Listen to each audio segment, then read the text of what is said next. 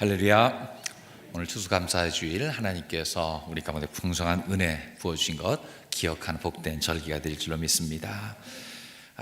우리가 한 해를 살아오면서 우리는 참 이리저리 변했는데 분명한 것, 하나님은 변치 않고 지금도 살아서 역사하신 줄로 믿습니다. 그러면서 우리가 하나님을 닮아간다는 것은 뭐냐면, 우리도 신실하게 변치 않게 그 자리에 있는 사람이 됐으면 좋겠다 하는 거죠. 오늘 본문에서는 평생 일관성 있게 정직하게 성실하게 살아왔던 한 사람을 만나게 됩니다. 바로 다니엘입니다. 가끔씩 신실하거나 어느 때는 믿을만 하다거나 우리의 모습은 그런데, 이 다니엘의 모습은요, 일관성 있게 그러했어요. 좋은 일 생길 때 감사하는 것은 대다수가 할 수 있는 일인데, 그는 나쁜 일 가운데 위기 앞에서 하나님 앞에 감사했어요. 다니엘은 어떻게 그런 삶을 살았을까요? 그는 사람들 앞에서 평가를 받으려고 하지 않았습니다. 그의 최종 목표는 하나님에게서만 인정받으려 했기 때문에 이런 삶이 가능한 줄로 믿습니다.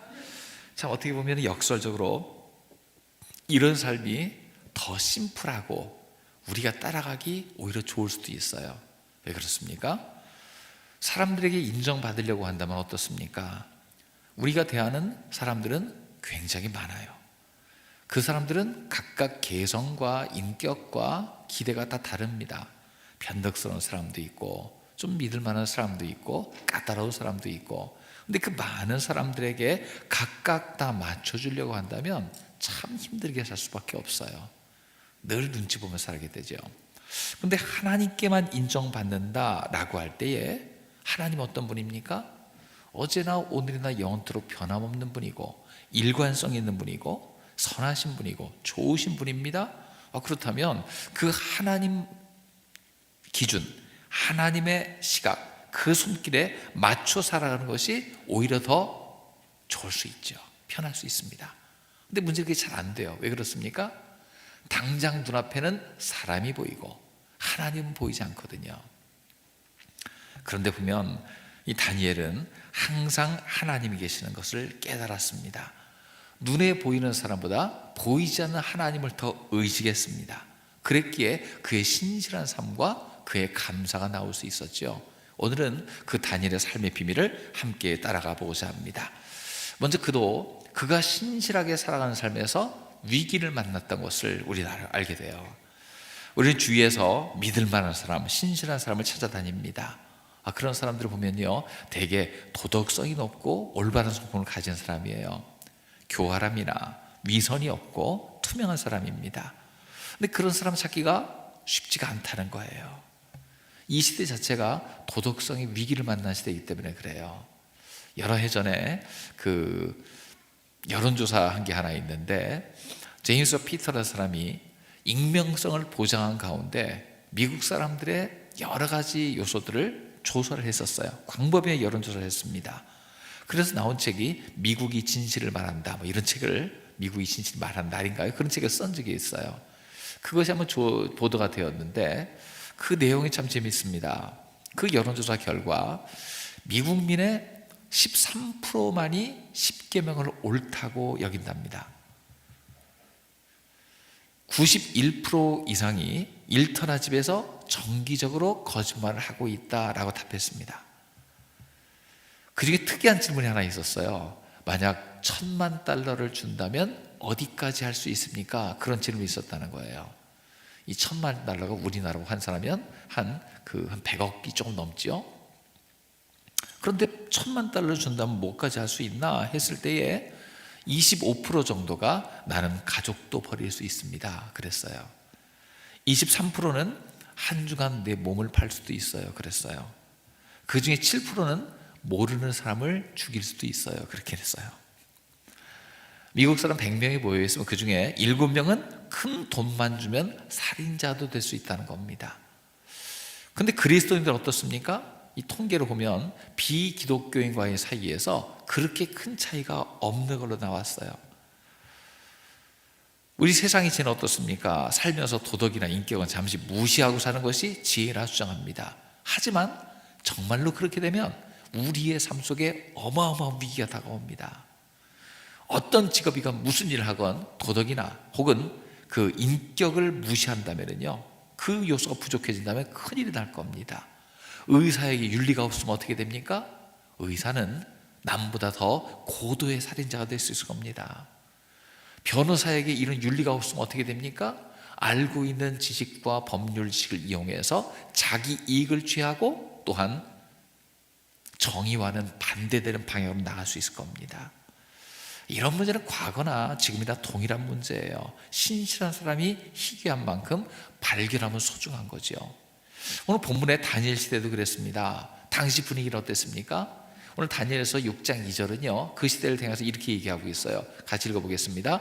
또 그들 위에 총리 셋을 두었으니 다니엘이 그 중에 하나이라. 이는 고관들로 총리에게 자기의 직무를 보고하게 하여 왕에게 손해가 없게 하려 함이었더라. 당시는 어떤 때였냐면요, 메대왕 다리오와 바사왕 고레스가 연합해서 바벨론을 쳐서 점령했습니다. 두 나라가 어떻게 연합할 수 있었느냐? 보면 메대왕 다리오에게는 딸만 있었거든요. 근데 그 중에 누가 사위였냐면 바사왕 고레스가 사위였어요. 그러니까 두 나라가 나라만 둘이지 거의 한 나라나 마찬가지입니다. 그래서 메대왕은 자기에게 아들이 없었기 때문에 바사왕 고레스를 마음에 들어해서 함께 하면서 둘이 함께 대제국을 일궈가던 중이었어요. 나중에 보면 이 두 나라가 메대 바사 연합했다가 아예 바사 즉 페르시아로 하나가 되죠. 바벨론은 엄청나게 큰 나라입니다. 근데 두 연합군이 바벨론을 점령했어요. 바벨론은 120도가 있었습니다. 점령한 나라의 행정을 다 인수해서 정비해야 됩니다. 다리오가 왕이고 고레스는 전쟁 중이었어요. 엄청난 대제국을 다스리려고 하면은요 120도의 관리를 세워야 됩니다.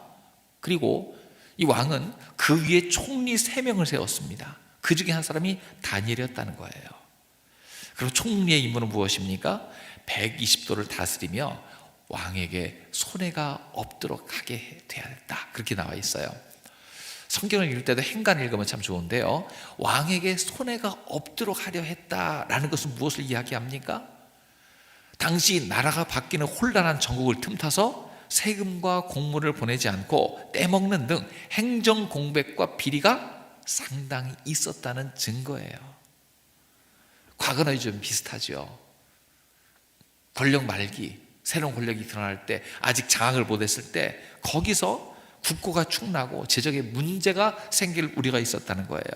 그러니까 그것을 다스릴 총리는 매우 신실하고 능력 있는 사람이어야 되는데 다니엘이 거기 발탁되어 갔다는 거예요. 근데 문제는 무엇입니까? 너무 깨끗하고 능력 있어도 문제예요. 6장 4절에 보면 이런 말이 나옵니다. 같이 읽어보겠습니다.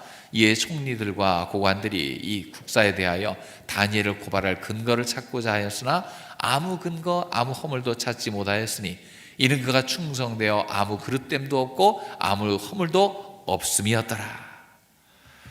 그런 정권 이양과 국가 권력 교체기에 다니엘은요 미움의 대상이 됐어요. 자, 총리들과 고관들이라고 나왔어요. 총리가 3명입니다. 총리들 하면요 다니엘을 뺀 나머지 2사람이 작당했다는 거예요. 고관들을 보석을 했습니다. 다수가 되었습니다. 그들이 다니엘을 노리고 있었어요. 다니엘은 전 정부의 고위 관료입니다. 숙청 대상이었을 거예요. 그런데 신임을 얻어서 총리 중 으뜸이 되려고 합니다. 그런 다니엘을 시기하고 질투하여 그를 주목하는 자들이 있었어요. 총리들과 고관들 합심해서 다니엘을 뒷조사를 합니다. 고발할 틈을 얻으려고 합니다. 과거나 지금이나 잘 나가는 사람, 인정받는 사람, 그 중에서도 깨끗한 사람은 주위에 타겟이 돼요. 너도 우리와 똑같이, 그러니까 허물을 들춰내서 너를 끌어내리고야 말리라, 그런 사람이 생겨요. 이럴 때 인격적이고 신실하게 사는 사람들은 매우 약자입니다. 힘이 없어 보입니다. 왜냐하면 소수니까, 당하는 편에 있으니까. 그래서 세력을 모으고 흠을 찾고 고발하는 것이 세상 지혜요? 세상에 살아남으려면 그렇게 해야 되는 것처럼 보이기도 합니다. 하지만 하나님 방법은 어떻습니까? 다른 거예요. 악으로 맞서는 것이 아니라 악에 대해서 다른 악으로 맞서는 것이 아니라 선으로 악을 이기는 것이 하나님의 방법인 줄로 믿습니다. 고린도서 3장 19절은 이렇게 말하고 있습니다. 같이 읽습니다. 이 세상 지혜는 하나님께 어리석은 것이나 기록된 바 하나님은 지혜 있는 자들로 하여금 자기 꾀에 빠지게 하시니라 하였고. 세상 지혜, 이 어리석은 세상 지혜를 따라가면 안 됩니다. 오히려 하나님 어떻게 하십니까? 세상 지혜를 가지고 사람들을 넘어뜨리고 음모를 꾸미고 하는 자들을 자기 꾀에 빠지게 하시는 분이라고 이야기하고 있습니다. 내 생각으로는 똑같이 맞서야 될 것 같은데 하나님 무엇을 말씀하세요? 선으로 악을 이기라고. 세상이 날 힘들게 만들지라도 너는 주님 편에 서 있어서 정직하게 대처하라고 말씀하십니다. 이 시대도 위기의 시대입니다. 신실한 위협을 받습니다. 하지만 그리스도인으로서 선으로 악을 이기는 저와 여러분이 다 되시기를 주의 이름으로 축원합니다. 그랬을 때에 그의 신실함은 결국 열매를 맺게 되죠. 다니엘은 이런 혼란과 위기의 시대에 인정받았습니다. 신실함으로 탁월한 위치에 오른 사람입니다. 그는 이 전후를 보면은요, 왕에게 신임을 받았어요. 왕이 그를 인정하고 알아보았습니다. 자, 6장 3절 보겠습니다. 같이 읽어보겠습니다. 다니엘은 마음이 민첩하여 총리들과 고관들 위에 뛰어나므로 왕이 그를 세워 전국을 다스리게 하고자 한지라. 다니엘은요, 아까도 말했지만 핸디캡이 많았어요. 우선 그의 나이가 상당히 고령이었습니다. 연구자들에 의하면 그때 다니엘의 나이가 한 80세 가까웠다, 그렇게 주석도 있어요. 상당한 고령이었습니다. 또 그는 전 왕국의 고위 관리였습니다. 이전 왕국이 바뀌었어요. 정권 바뀐 정도가 아니에요. 거기다가 이방 나라 이스라엘 출신인데 소수민족입니다. 새 점령국 입장에서는요, 제거 대상이 될 수 있는 딱 좋은 대상이었어요. 하지만 정권을 인수하고 하는 당시에 왕은 그에게서 탁월함과 신실함을 보았어요. 그런 마음이 민첩했습니다. 지혜병철이 있었어요. 총리들과 고관들 위에 뛰어났습니다. 실력이 탁월했어요. 없앨 사람이 아니라 중용해야 될 사람임을 그는 깨달았습니다. 한 제국의 왕 정도가 되면요, 다른 건 몰라도 제일 늘어나는 건 뭐냐면 사람 보는 눈이 늡니다. 사람을 알아보고 때에 맞춰서 적절한 위치에 쓸 수 있는 능력이 주어집니다. 지금도 대기업을 운영하거나 그런 위치에 있는 사람들 보면요, 제일 탁월하게 증가하는 것이 뭐냐면 사람을 분별하는 안목이 증가해요. 그의 안목으로 볼 때에도요, 이는 탁월하다, 총리들 중에서 가장 뛰어나다, 그래서 그 위에 두려고 했어요. 왕으로서 새 왕국을 통치하기 위해서는 인재가 필요하죠. 그는 더 중용해야 된다 생각했어요.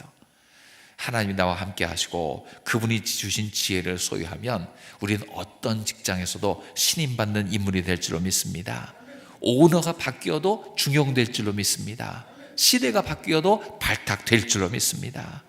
그는 또한 대적들도 인정했습니다. 6장 5절에 보면은요, 같이 읽어보겠습니다. 그들이 이르되 이 다니엘은 그 하나님의 율법에서 근거를 찾지 못하면 그를 고발할 수 없으리라 하고.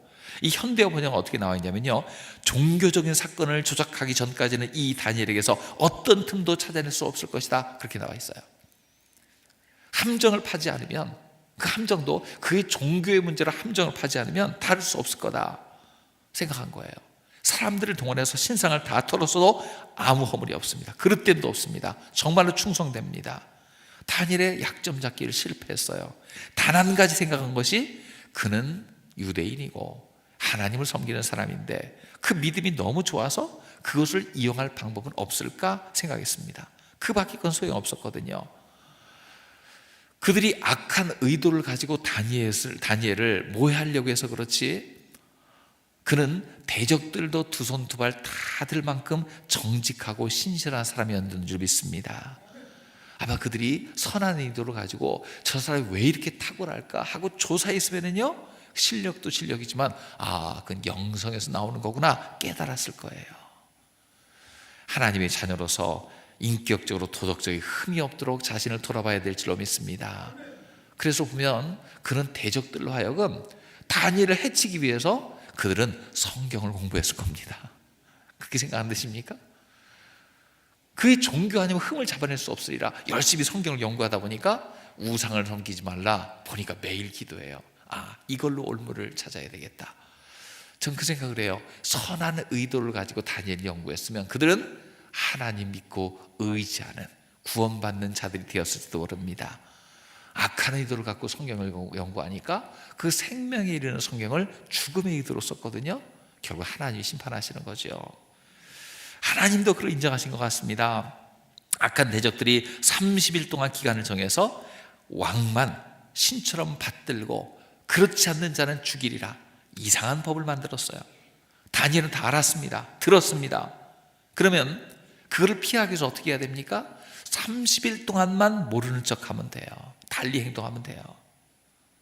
근데 다니엘은 그렇게 하지 않았어요. 6장 10절에 보면 다니엘은 어떻게 행동했습니까? 같이 읽습니다. 다니엘이 이 조서에 왕의 도장에 찍힌 것을 알고도 자기 집에 들어가서는 윗방에 올라가 예루살렘으로 향한 창문을 열고 전에 하던 대로 하루 3번씩 무릎을 꿇고 기도하며 그의 하나님께 감사하였더라. 그런 사람의 눈치 보느라고 자신의 신앙을 감추려 하지 않았습니다. 자기의 생명을 보존하느라고 30일만 하나님 없이 사는 척하지 않았습니다. 자기를 엿보는 자가 있는 걸 알면서도 늘 하나님 앞에 예배하며 기도하며 그대로 살았습니다. 즉 사람의 눈치 보지 않은 겁니다. 하나님 앞에 산 겁니다. 필요에 따라 행동을 달리하지 않았습니다. 원칙 따라 살았습니다. 하나님 앞에 기도할 때도요 탄원하거나 항의하는 기도가 아니라 감사의 기도를 드린 줄로 믿습니다. 범사가 감사요, 모든 것을 합력하여 선을 이루실 하나님을 알았기 때문입니다. 신실함의 최고의 열매는 감사인 줄로 믿습니다. 올 한 해도 온통 코로나 시절을 지내고서 추수감사주일을 이뤘습니다. 어떤 감사의 제목을 가지고 주님 앞에 오셨습니까? 한 해 동안 힘든 것밖에 없었어요. 혹시 그러고 있지는 않습니까? 뭐 이것저것 불황이라 어려워요, 그런 얘기하고 있지는 않습니까? 그럴 때일수록 감사의 조건을 넉넉히 찾아내시기를 주의 이름으로 축원합니다. 참 어려운 일도 있었지만요, 이 기간 동안에 디지털 능력이 많이 향상됐어요. 앞으로 온라인 사이버 세상이 더 강하게 올 건데 메타 유니버스의 세상이 온다고도 얘기하는데 그것을 대할 준비, 기본 준비를 갖춘 것 같아요. 오히려 이럴 때 분주하게 다니지 않고 자기를 돌아볼 기회도 얻었어요. 하나님께서 우리 가운데 감추어 두신 선물도 참 많았어요. 하나님은 하나님만 바라보고 사는 다니엘의 신실성을 보고 기뻐하심이 분명합니다. 여러분, 사람의 눈치 보는 것이 아니라 그런 속에서도 하나님만 바라보는 우리 모두가 되시길 주의 이름으로 축원합니다. 그래서 하나님이 그의 문제를 주도적으로 해결해 준 줄로 믿습니다. 그는 당장 눈앞에 닥친 일 때문에 전전긍긍하거나 근심하러 걱정하지 않았습니다. 싸우며 대적하며 혈기내지 않았습니다. 평소처럼 하나님을 섬기며 늘 그랬듯 신실하게 맡겨진 일을 하나하나 행하고 있었습니다. 늘 감사하는 삶 지속했을 겁니다. 이 너무 무사태평한 건 아닙니까? 이럴 때 금식을 선포하고 막 있어야죠. 그런데 하나님 앞에 기도한 이후에, 감사한 이후에 평소처럼 살아가는 것, 이게 신실한 사람의 특성입니다. 뭔가 대비해야 되는 건 아닌가요? 그도 총리였으면 자기 인맥도 있고 실력도 있고 막 이것저것 할 수 있을 텐데 대비해야 되는 거 아닙니까? 아니에요. 하나님을 의지하고 살 때 하나님이 대책을 세워주실 줄로 믿습니다. 그는 사자굴에 던져졌어요. 모든 건 실패한 것 같았어요. 6장 23절 보면 결과는 어떻습니까? 같이 읽습니다. 왕이 심히 기뻐서 명하여 다니엘을 굴에서 올리라 하매 그들이 다니엘을 굴에서 올린지 그의 몸이 조금도 상하지 아니하였으니 이는 그가 자기 하나님을 믿음이었더라. 사자굴에 던져졌어요. 기도하고 감사한 거 소용이 없는 것처럼 보였어요. 그냥 목숨이 사자의 입에 달린 것처럼 던져졌습니다. 하지만 그 밤새 다니엘은 편히 쉰 줄로 믿습니다. 하나님이 모피를 준비해 주셔서 벗기지 않은 생모피에다가 체온까지 따뜻하게 해가지고 아주 따뜻하게 잔 줄로 믿습니다. 그날 잠 못 이룬 사람이 있어요. 누굽니까? 도장 한번 잘못 찍었다가 최고의 충신을 잃을 뻔한 왕은 잠 못 이루고 전전긍긍 밤샜어요. 다니엘은 편히 잤습니다. 무사히 귀환했습니다. 그날부로 악한 법을 제정해서 신실한 다니엘을 제거하려고 했던 그 자들이 오히려 그곳에 던져져서 사자의 밥이 된 것을 우리는 보게 됩니다. 우리는 먼저 하나님 앞에 인정받아야 될 줄로 믿습니다. 그러면 하나님께서 위험 중에 지켜주시고 건져주시며 신실한 삶의 열매를 맺게 하실 줄로 믿습니다. 이 신실한 삶의 미래는 또한 어떻습니까? 다니엘은 얼마나 성실하고 투명하게 살았습니까? 정글과 같은 정치 세계에서 왕국이 3번 바뀔 동안에도 언제든지 권력 중심부에 살았지만 권력에 휘두르지 않고 남용하지 않고 신실하게 넉넉히 살아남았어요. 이렇게 신실한 삶의 자세와 그 증거로서 인정받는 삶, 그 사람 미래는 어떻습니까? 6장 28절에 보면은요, 같이 읽어보겠습니다. 이 다니엘이 다리오 왕의 시대와 바사 사람 고레스 왕의 시대에 형통하였더라. 계속하여 형통합니다. 정직하고 진실하게 하나님 앞에서처럼 살아갈 때에 내세에서뿐만 아니라 현세에서도 형통한 삶을 늘 사는 줄로 믿습니다. 그 삶 속에서 그는요, 매일매일 매 순간순간 열매 맺으며 살았을 거예요. 신실함의 미래는 복된 열매가 계속되는 겁니다. 그는 아마 인격 열매를 맺었을 거예요. 하루하루 꾸준히 정의롭게 자비롭게 겸손하게 신실하게 살아갈 때에 그의 인격이 자라나게 됩니다. 행동만 성숙해지는 것이 아니라 그의 내적인 아름다움이 생깁니다. 사람의 격이 달라집니다. 인격이 상승되는 것, 인격의 격상을 경험합니다. 우리도 세상 살아오면서 나의 인간됨의 격을 높이는 것이 우리의 삶의 미래인데, 여러분, 나이가 들어갈수록 예수님 닮았다, 하나님의 성품이 그에서 보인다, 이런 말을 들으시길 주의 이름으로 축원합니다. 인격이 달라지죠. 저는 다니엘 기도회 때 쭉 보면서 그런 걸 봤어요. 참 보면 가정 내 문제들도 많고 그렇지만 하나님 의지하고 살아갈 때에 사람이 하나같이 다 그 사람의 격이 높아졌습니다. 인격의 수준이 향상되었어요. 우리도 코로나 한번 겪었습니까? 이전보다 인격의 수준이 높아지길 주의 이름으로 축원합니다. IMF 겪었습니까? 인격이 향상돼야 됩니다. 위기를 겪을수록 인격의 지위는 더 올라가는 그런 삶이 되시길 주의 이름으로 축원합니다. 그는 늘 양심의 자유를 얻으며 살았을 겁니다.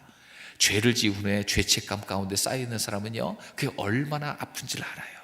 양심의 소리는 날카롭게 우리에게 늘 신호를 보냅니다.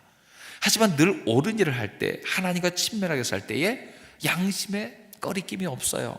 선한 양심으로 자유를 얻고 그 가운데 기쁨과 여유와 유머가 나오게 돼 있어요. 항상 우리 마음의 자유 가운데 살아가시기 바랍니다. 그리고 그의 삶 속에 하나님이 동행하시는 미래가 열렸어요. 지금도 하나님은 그분의 뜻과 길, 말씀에 순종하는 사람을 찾고 계시는 줄로 믿습니다. 투명한 영혼은 하나님의 영이 머무는 안식처다, 그런 얘기가 있어요. 우리가 깨끗할 때 주님이 함께 하십니다. 또한 영향력 있는 인생을 삽니다. 그에게서 배우고 싶은 사람이 찾아오고 그 아래는 좋은 사람이 더했을 겁니다. 다른 사람의 삶에 지속적이고 긍정적인 영향을 끼치게 되죠. 특별히 그런 삶 살 때 제일 좋은 것은 무엇입니까? 자녀들의 삶에 좋은 유산과 열매를 남기게 된다는 거예요. 기도회 때 간증자들을 쭉 보면서 그 생각을 했습니다. 가족에게서 상처받은 사람 왜 이렇게 많지? 드러내지 않을 뿐이지 그런 사람은 굉장히 많아요. 학대당하고 상처당하고 말 못할 사연 있는 사람 얼마나 많은지 몰라요. 예수 만났기에 변화된 줄로 믿습니다. 반면 삐뚤어 나가고 어긋나가는데 그의 가정의 기도, 부모님의 기도, 그의 삶의 모범 때문에 돌아와서 죽게 온 사람도 적지 않이 많이 있습니다. 중요한 것은 무엇입니까? 어떤 처지에 있든지 하나님의 사람은 하나님을 믿는 믿음의 신실성 가지고 늘 살아갈 때에 그 삶 자체가 유산이 되고 영향력이 될 줄로 믿습니다. 우리 삶의 가장 큰 고민은 무엇입니까? 저는 그렇게 생각을 해요. 어떻게 삶을 잘 마무리할 것인가? 다니엘은 형통했어요. 하나님이 기뻐하시는 하면서 선한 인격으로 살 때에 그 인생의 마무리도 복되게 할 수 있겠죠. 어떤 목사님이 그런 얘기를 했어요. 장례식마다 가서 느끼는데 어떤 곳에 가면은 참 그분에 대해서 이분은 이런 사람이었어요 하고 할 말이 많은 사람이 있는가 하면 어떤 곳에 가면 할 말이 하나도 없는 사람이 있대요. 그러면서 제발 장례식 가서 할 말이 많은 삶을 살아주세요 그렇게 얘기했다는데 저도 어느 정도 느낍니다. 정말로 인생 끄트머리 왔을 때 어떤 평가를 받을 건가. 미가 선지자는 이야기합니다. 미가서 6장 8절에 같이 읽어보겠습니다. 사람아, 주께서 선한 것이 무엇임을 내게 보이셨나니 여호와께서 내게 구하시는 것은 오직 정의를 행하며 인자를 사랑하며 겸손하게 내 하나님과 함께 행하는 것이 아니냐. 즉 주님과 동행하며 살라는 것입니다. 신실하게 살라는 거예요.